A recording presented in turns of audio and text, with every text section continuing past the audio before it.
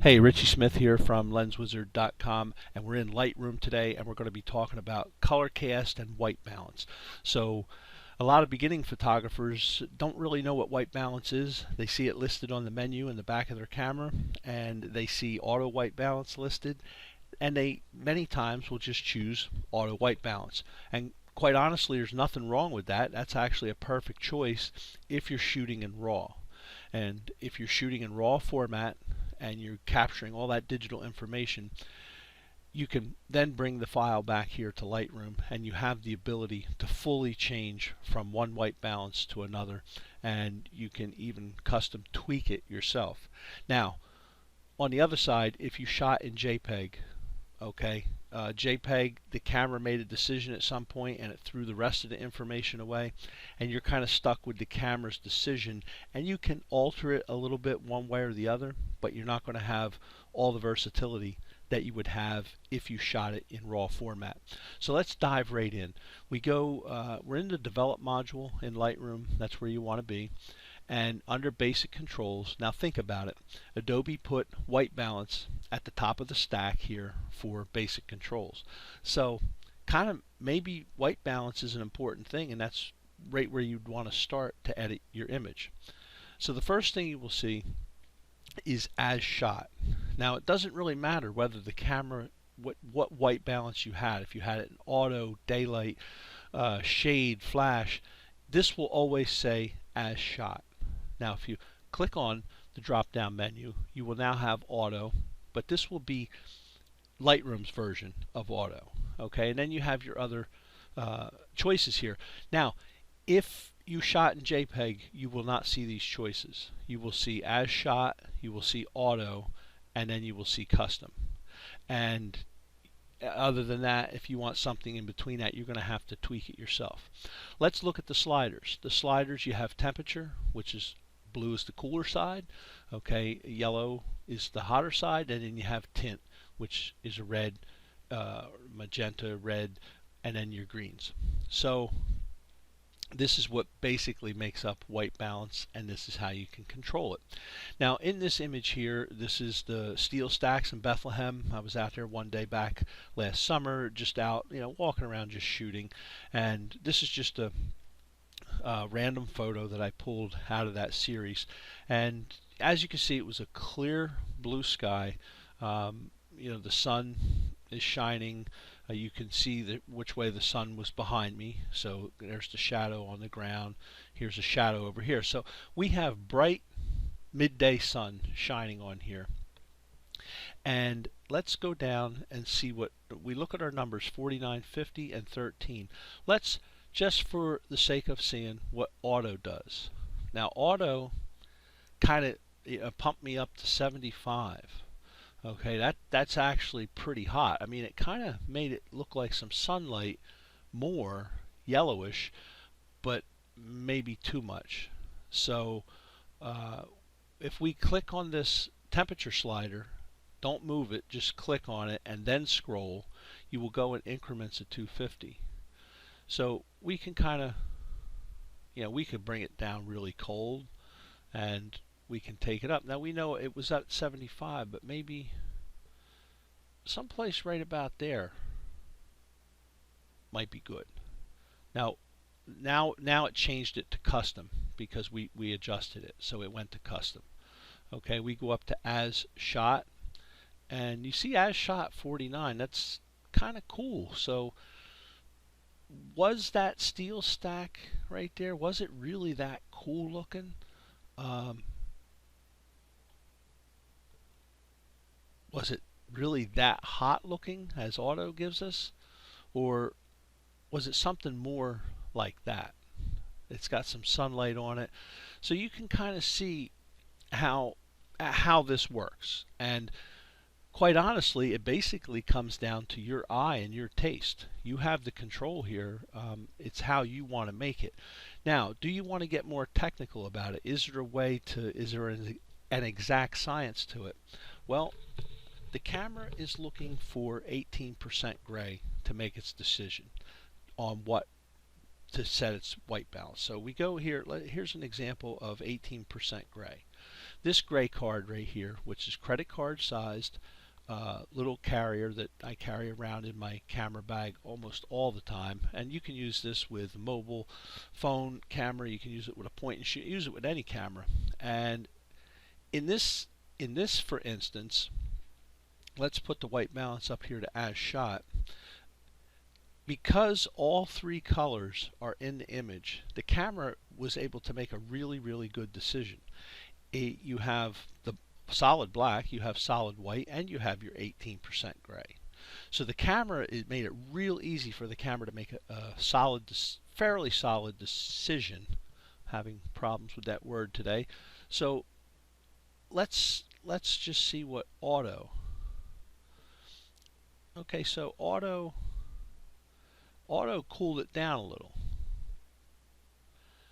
But if you really wanted to get technical, take your eyedropper and choose anywhere on your 18% gray. And as you can see, it heated it up a little bit. As shot, 6750. Custom, 700. Not that much of a difference.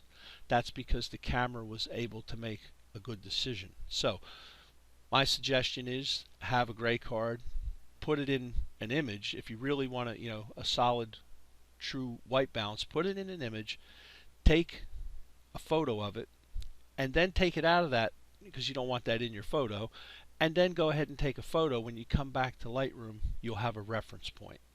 Now, to step it up even higher, when I go to do a model shoot, I take this thing with me. This is my Passport color checker by X-Rite, and all these colors in here have really nothing to do with white balance. They're for another purpose, and that's setting camera profiles, and we can talk about that another day. But this top row right here, it obviously has my black, it has my white, and then it has some different grades in between. And 18% gray, it doesn't really matter. You can either use this one or this one, but let's check this out. As shot, we have 6350 plus 5 on the tint. We go to auto. You see it kind of cooled it down. It went the other way. There's as shot, and there it kind of cooled it down. What's the real one? Well, let's click on as shot. Let's zoom in, and let's pick up our eyedropper. Bring our eyedropper over to here, and our number went to 6700. And we could even play with it a little bit and pick it off of here. Went to 6750. So you can see it's not that much difference. 6700. We back out and we go from as shot, which was 6350. We can go down to custom, and we kind of know that that's pretty much probably a true white balance. Let's take one more example here with an actual person in the photo. Now, in this image, we have model Bree Arkham. This is from a shoot I did back in the summer at Eastern States Penitentiary in Philadelphia. At the beginning of, not the beginning of every model shoot, but at the beginning of every different scene that has different lighting from the previous scene, I take a white balance because I'm working on high-end images here, and I want my white balance to be perfect, so I'm going to measure it every different scene that I go to. So if I have the sun to my back and the sun's shining straight on her, I want a white balance. Now if I turn her around and the sun's to her back and she's kind of in a shadow, that's going to be a different white balance. So I'm going to take another one. So let's look at this. It's 4750 as shot with a tint of 5. Kind of cool settings, but it does look good. I mean, her skin looks pretty much like it did that day. Let's zoom in, and let's pick up a white balance reading, say right here. And now you can see it really brightened her up. It maybe went a little bit too hot, and if I pull it back right about there, I think is perfect. So now that is now my custom white balance. And if I go back to my original as shot, now you can kind of see that maybe like up in this area of her skin, I'm seeing that the tone and the frequency is just a little cooler than maybe it really should have been. So that gives you an idea about white balance. There's certainly a whole lot more to be said about it, but just for adjusting it in Lightroom, I mean, it's done very simply and very easily. Here is a final image that has been adjusted, and as you can see, this is not a raw image. This is a final output of a TIFF file, and I only have these selections right here. I just wanted to point that out, that if you're not in RAW, you don't have all those, but you can still adjust. You can still roll, but you see it goes really quickly, very, very quickly. So we leave that set at custom. Again, many things to be said about it, but it's something that you do want to pay attention to. And sometimes you're going to have a really sharp color cast, especially if you're shooting out in the, like if you do a lot of outdoor shots and there's a lot of green stuff around, you got all your trees and your grass in the summertime, you'll notice green color casts coming a lot. And essentially what that is the green, the sunlight is reflecting off of the green grass. It's reflecting off of the green leaves, and it kind of gives you, and you don't realize it at the time, but your image has this green color cast to it. And when you shoot and you're able to correct the white balance, it takes all that stuff away. So that's your Lightroom tip for today. White balance.